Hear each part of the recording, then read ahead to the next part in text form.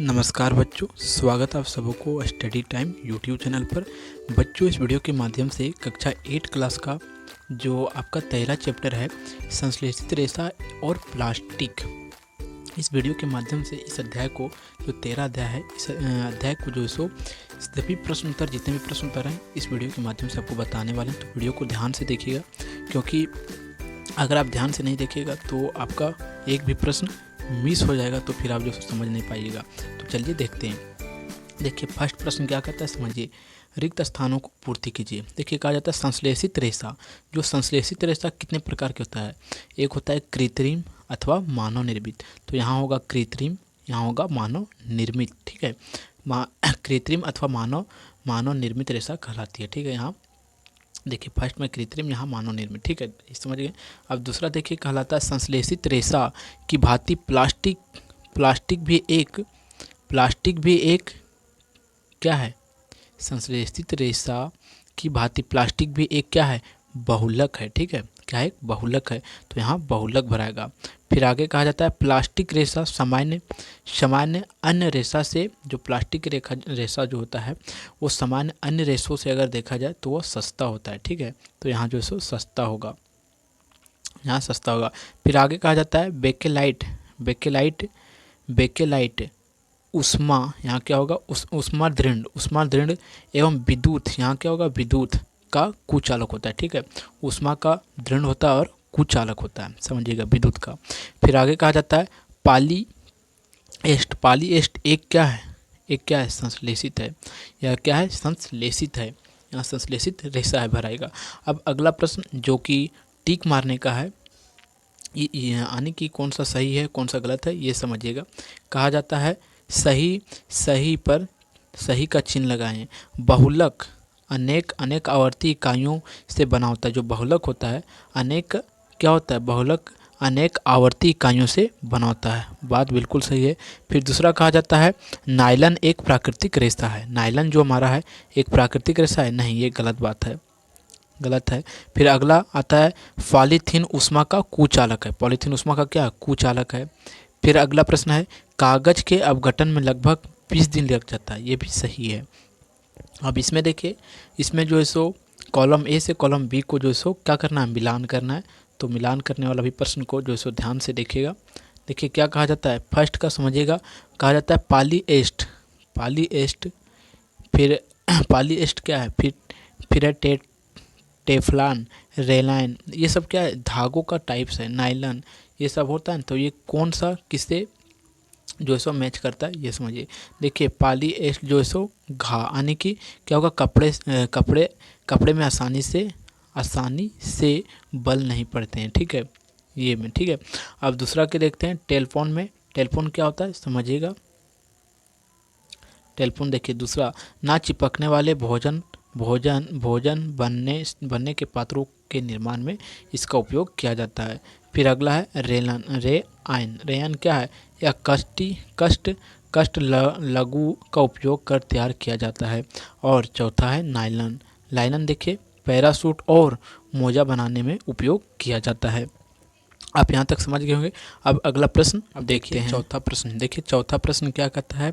कुछ रेशे संश्लेषित क्यों कहलाते हैं? जो कुछ रेशा है वो संश्लेषित क्यों कहलाते हैं? समझिएगा उत्तर, कुछ रेशे संश्लेषित कहलाते हैं क्योंकि वे मानव निर्मित होते हैं तथा उद्योगों में रासायनिक प्रतिक्रिया या रासायनिक क्रिया के द्वारा बनाए जाते हैं, जिससे ये या प्राकृतिक रेशा से भिन्न हो जाते हैं। कौन? संश्लेषित रेशा।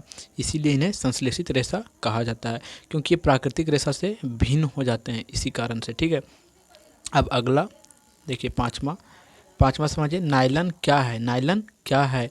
इसका नायलन नाम क्यों पड़ा और नायलन इसका नाम क्यों पड़ा और नायलन क्या है? समझिएगा, नायलन एक अन्य मानव निर्मित रेशा है और 1931 में इसका निर्माण बिना किसी प्राकृतिक कच्चे माल का उपयोग करके बनाया गया था या कोयला एवं वायु से बनाया गया था। देखिए नायलन को कोयला और वायु से बनाया गया था।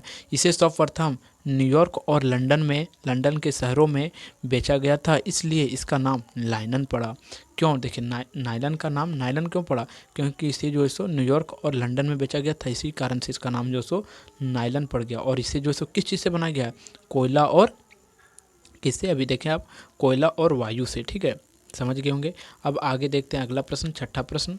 देखिए नायलन रेशों से निर्मित दो वस्तुओं के नाम बताइए या जो नायलन रेशा की प्रबलता दर्शाते हैं, यानी कि जो नायलन रेशा से मिलकर बने हो।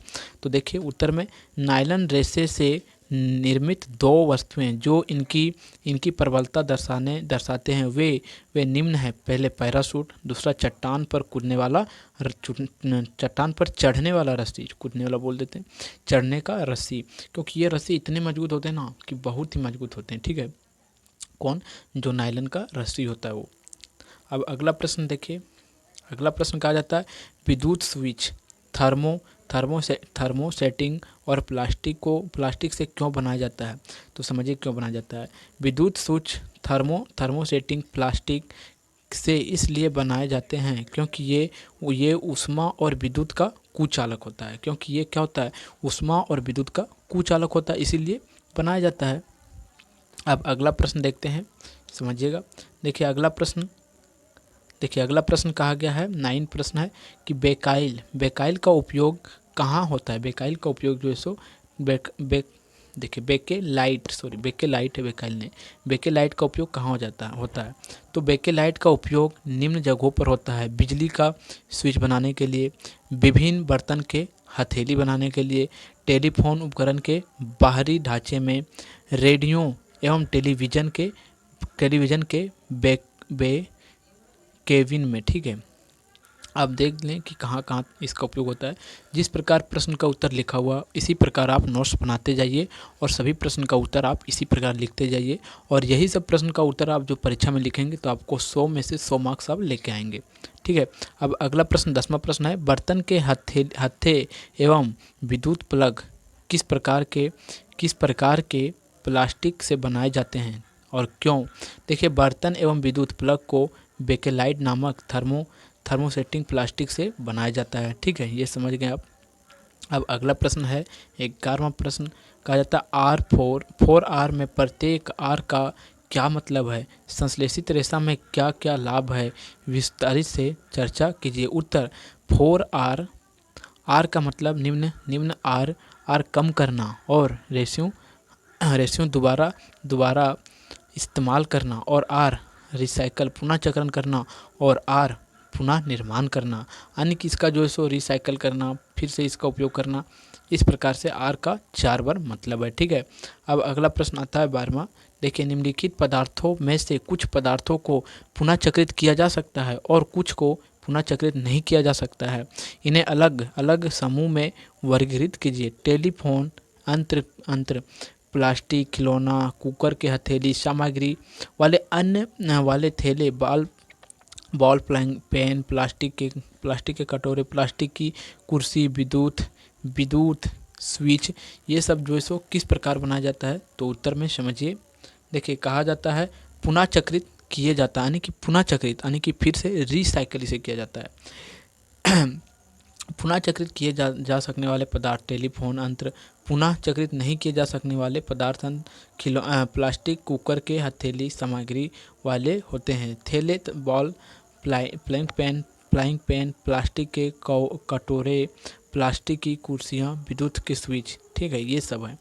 अब अगला प्रश्न समझिएगा, 13 प्रश्न है, 13वां प्रश्न है, आप गर्मी में सूती रेशे या संश्लेषित रेशे से बने वस्त्र में से किसे पहनना पसंद करेंगे? कारण सहित बताइए कि आप जो सो गर्मी के दिनों में आप सूती का वस्त्र पहनना पसंद करेंगे या कि जो सो नायलन का या संश्लेषित रेशा का। तो समझिए गर्मी के मौसम में हम सूती रेशों से बने कपड़े को पहनना पसंद करते हैं क्योंकि वह हल्का एवं मुलायम होता है तथा पसीने को सुखा लेता है। इससे इससे हमें गर्मी का एहसास नहीं होता है अगर आप सूती का वस्त्र पहनेंगे तो, और उससे ज़्यादा गर्मी नहीं लगता है।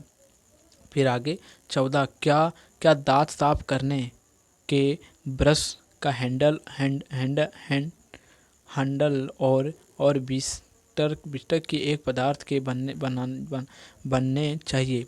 यदि नहीं तो उदाहरण सहित अपने उत्तर को स्पष्ट कीजिए।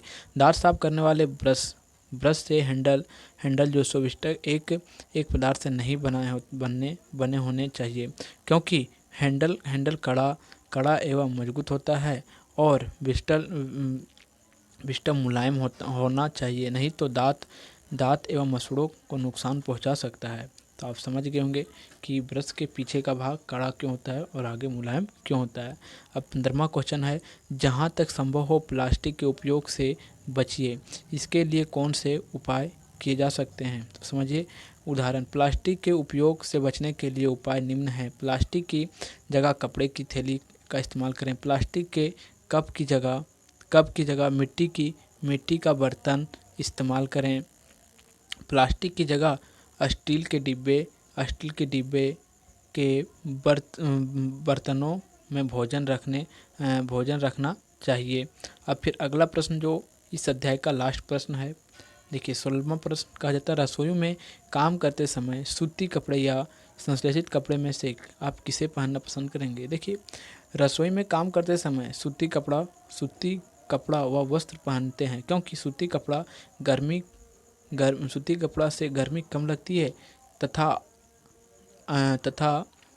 तथा आग जल्दी नहीं लगती है सूती वस्त्र में। तो इस प्रकार से आप जो सो सारे प्रश्न का उत्तर जो सो और सारे प्रश्न के बारे में आप समझ गए होंगे। तो वीडियो आप लास्ट तक जरूर देखेंगे, हमें उम्मीद है। तो अगर आपको वीडियो अच्छा लगा हो तो वीडियो को आप लाइक ज़रूर कर दें, और चैनल पर आप नए हो तो चैनल को सब्सक्राइब जरूर कर दें, और अपने दोस्तों को इस वीडियो को ज़रूर भेजें, क्योंकि वो भी जो सो इस वीडियो को देखकर कुछ सीख सकें और परीक्षा में जो सो अच्छे अंक प्राप्त कर सकें। तो फिर मिलता है आपको एक नई वीडियो में, तब तक के लिए जय हिंद।